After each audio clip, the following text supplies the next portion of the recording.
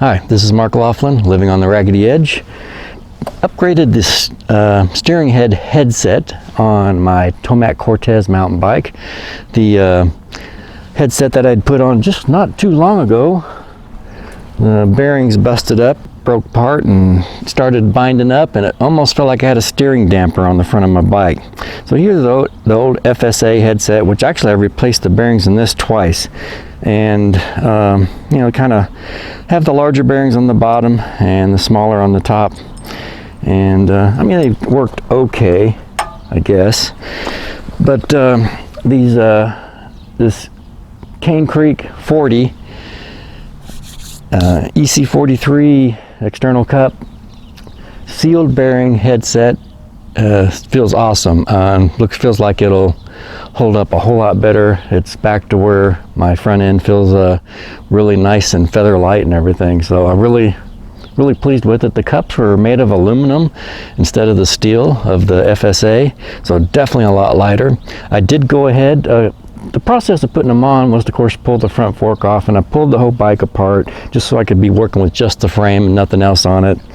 And then so the first step is to pull the old cups out, which I just knocked out since I'd put those in maybe 2 years ago. I just used a hammer and a punch and was careful and just tapped them out, worked from one side to the other, and they just popped right out eventually. And then to press in the new bearings, I basically started with the bottom one. I just seated it, put a little bit of anti-seize on it, although since they're aluminum against my aluminum frame, it probably doesn't necessarily need it, but just went and put a little tiny bit of anti-seize on it, kind of pressed it in place as best as I could, and used a threaded rod to pull it up tight.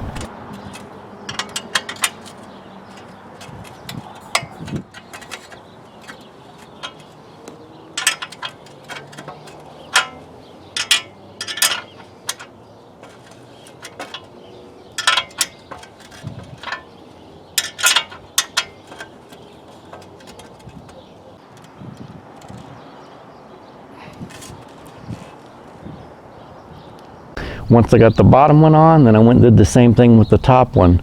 I, again, with the threaded rod, put a little bit of anti-seize on the bearing race, and then pressed it in place with my hand, and then used the threaded rod to pull it the rest of the way down.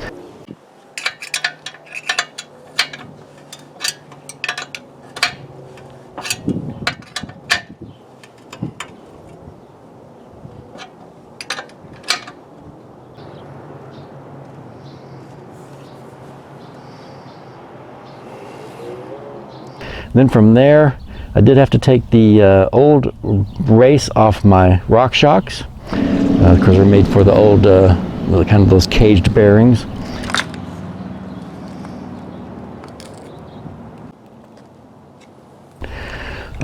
Prying the old race off, I just used 2 screwdrivers, just kind of gradually pried it out of there, and then replaced that with the race, I guess you'd call it, for the bottom bearing. Again, I used a little bit of anti-seize just to help get it to slide on there. It was really tight, and the new one just pressed it in place with a little bit of anti-seize on it.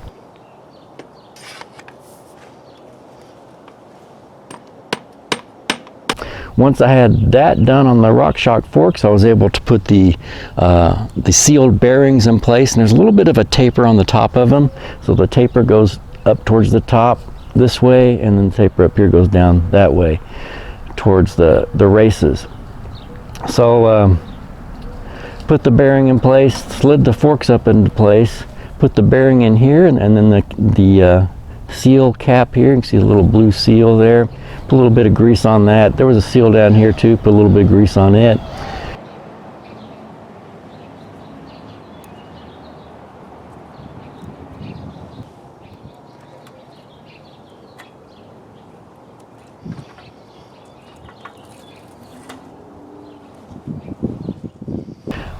Put that all down in place, put my spacers on, put my bars on, and then put the top cap up to kind of cinch it all up into place.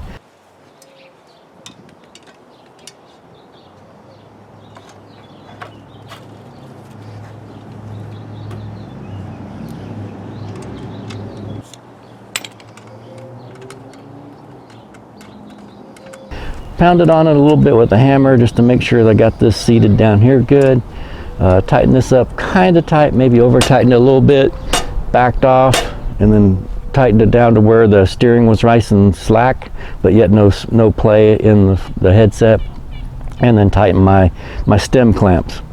And then of course, while I had the frame down, I did also put brand new protectors for the chain slack. And so I've got the new, I use the Scotch 2228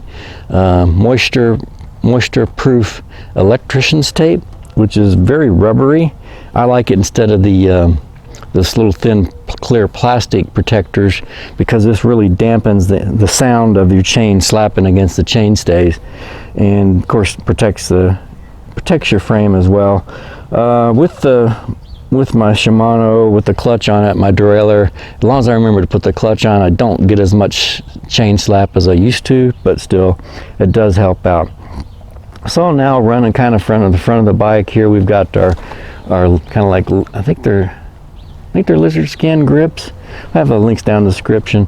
Running XR4 Bontragers, the 26 by 2.35 tires, front and rear. I've got the Wellgo MG5 Magnesium pedals, which are kind of like my cheap version of James Wilson's flats, and I use 510 Freerider Pro shoes on these pedals, and they work terrific. Got my old Ibera cages here, still holding up. Of course, the paint's worn off, and I do get some of the aluminum dust on my bottles, and they've, years of use have actually worn down this little tab here a little bit as well. Running back to the rear, we've got our old box rear cassette. It's a 11 by 46. It's 11 speed, 11 tooth to 46 tooth, and so that's.